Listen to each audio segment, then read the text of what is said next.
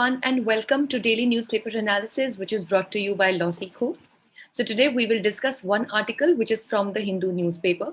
The title of this article is The Rising Sun in India-Japan Relations. So, this article basically talks about that what can be the prudent expectations that we can draw out of the upcoming meet of India and Japan, and what are the key areas and sectors where both the countries have bilaterally invested.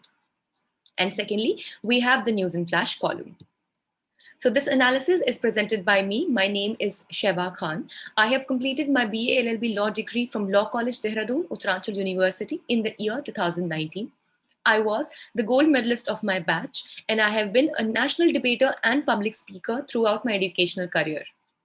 Here at LawSikho, I'm working as current affairs expert and manager for free content and outreach.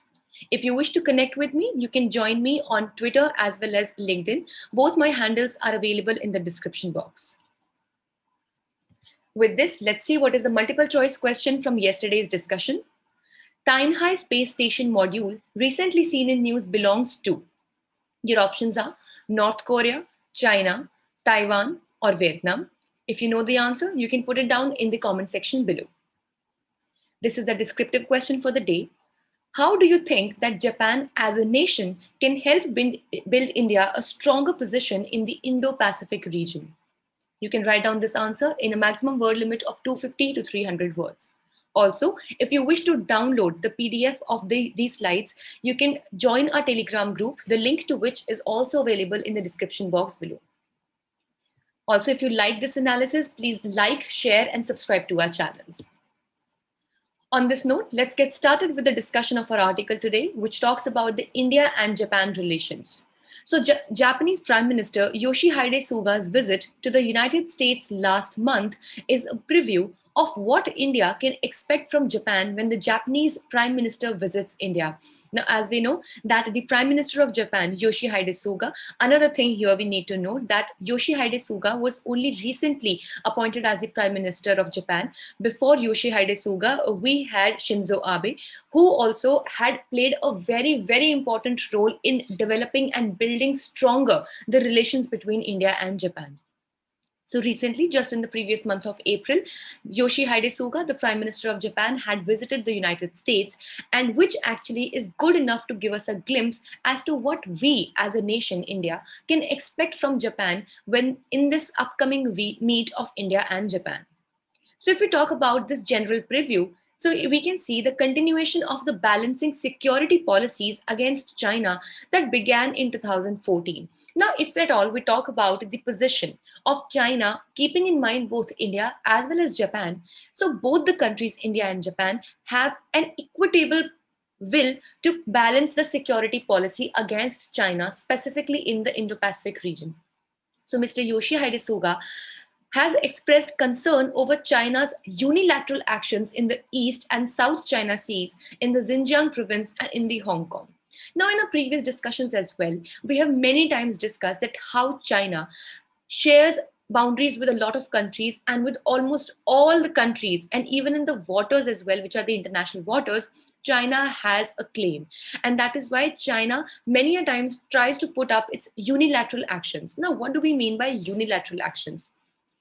Simply anything that is done without thinking or without taking any other party into consensus and acting wholly and solely on your own manner or in your own manner or on your own way is acting unilaterally. So similarly, it has been seen lately in the previous years that China has acted unilaterally in the East China Sea, wherein we talk about the islands which are the Senkaku Islands, which are in dispute with Japan and with China. And if we talk about in the South China Sea, then we definitely know about the Spratly and Parasols Island, which are in dispute with the other Southeast Asian nations, and specifically if we talk about it with Philippines. So here, both countries have expanded their high-level ministerial and bureaucratic contacts, conducted joint military pacts like Acquisition and Cross-Servicing Agreement, which is the ACSA. So in these regions, India and Japan both have proactively taken part in various joint military exercises, bureaucratic contacts, and even very high-level ministerial meetings as well. So this continue to work with Quad and support a free and open Indo-Pacific. Now, as we know, when we discuss about the Quad, we have 4 countries that are the members of Quad.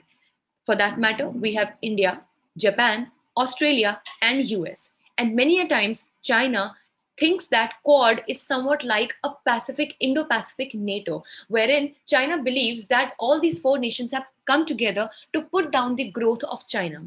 Though, in a way and theoretically as well, it is no such purpose of the Quad to do so, but still, the presence of these 4 nations in the Indo Pacific region definitely deters the unwanted or uncalled for growth of China in the Indo Pacific region.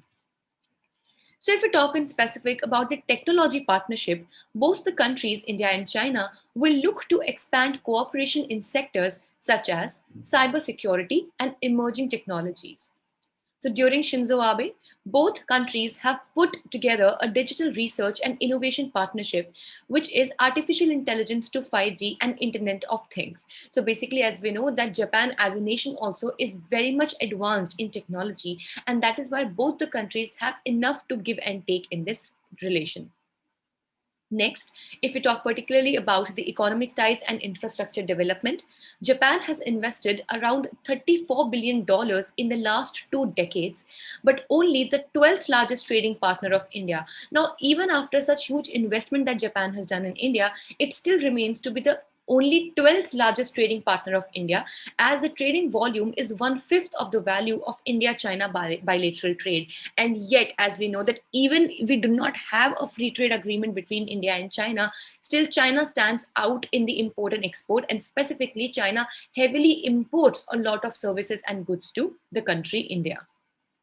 And if we talk about the third countries wherein both would have invested together, so in the past, both have collaborated. Please don't get confused. We need both. We mean here India and Japan. So both have collaborated to build infrastructure in Iran and Africa and to provide aid to Myanmar and Sri Lanka. So we can see that a good cooperation and a better level of cooperation is being seen between both the nations. And definitely in the coming future, a betterment in these bilateral ties can definitely be expected. With this, let's see what do we have for news in flash today. Soli Sorabji passed away. So the former Attorney General Soli Sorabji passed away at the age of 91 due to COVID-19. So if we talk about Soli Sorabji, he was a Parsi trained at Bombay Law College, a contemporary of others from the Bombay institution such as Fali Nariman, Ashok Desai and Murli Bhandare. He followed the footsteps of his mentor, Nani Palkhiwala, and made significant contributions to the interpretation of constitutional law in independent India.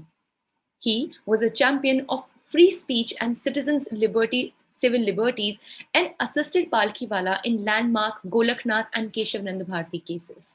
With this, we are done for the day. We hope it was a good and informative session for you all. Thank you so much for staying tuned with LawSikho. Please subscribe to our channels for never missing an update in the future.